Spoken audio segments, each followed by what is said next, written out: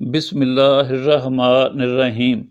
My health line YouTube channel से सुनने और देखने वालों को सलाम। इस वीडियो में आग के पौधे से हेपेटाइटिस के कामयाब इलाज के मुतल्लक बताऊंगा।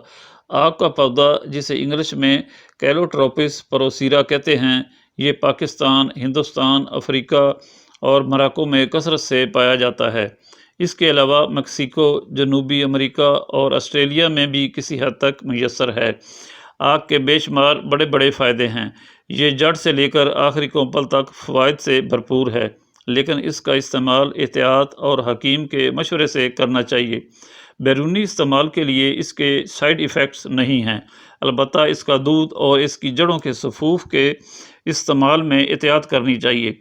इसका सफ़ूफ 1 रत्ती से 4 रत्ती तक बतौर खुराक इस्तेमाल किया जा सकता है। इस तरह इसका दूध 3-4 से ज़्यादा कतरे इस्तेमाल नहीं करना चाहिए। आपसे दरख्वास्त है, चैनल को सब्सक्राइब और घंटी के बटन को क्लिक करें।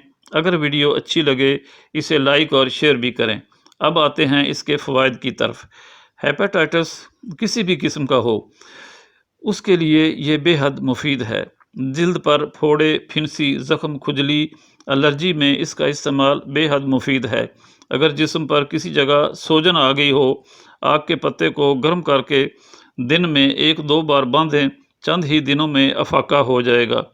इसके अलावा सांस और दौरान खून को नॉर्मल करता है। असाबी कमज़ोरी, मैदा की खराबी, मतली, कै, उल्टी चक्कर में आग का इस्तेमाल बेहद फ़ायदेमंद है।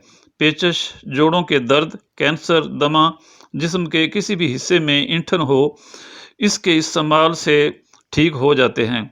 कब्ज़, मैदे का अल्सर, पेट के कीड़े, पित्ते के दर्द के लिए ये पौधा बेहद मुफीद है। आग के पौधे से गंजेपन का कामयाब इलाज होता है। गैंठिया और मिर्गी के इलाज के लिए ये नहायत ही शफा बख्श चीज़ है। अब इसके सबसे बड़े फ़ायदे यानी हेपेटाइटिस की तरफ आते हैं। अगर किसी शख्स को किसी भी किस्म का हेपेटाइटिस यानी यरकान हो, वो एक दिन दाएं हाथ की हथेली पर आग के दूध के 3 कतरे निकाल कर हल्की हल्की मालिश करे। दूसरे दिन बाएं हाथ की हथेली पर आग के दूध के 3 कतरे निकाल कर हल्की हल्की मालिश करे। इस तरह दोनों हाथ की हथेलियों पर बारी बारी ये सिलसिला 15 दिन तक दोहराएं।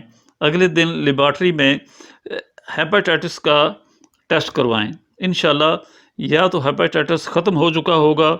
अगर कोई थोड़ी बहुत इलामत बाकी रह जाएं, मज़ीद 15 दिन तक ये अमल जारी रखें।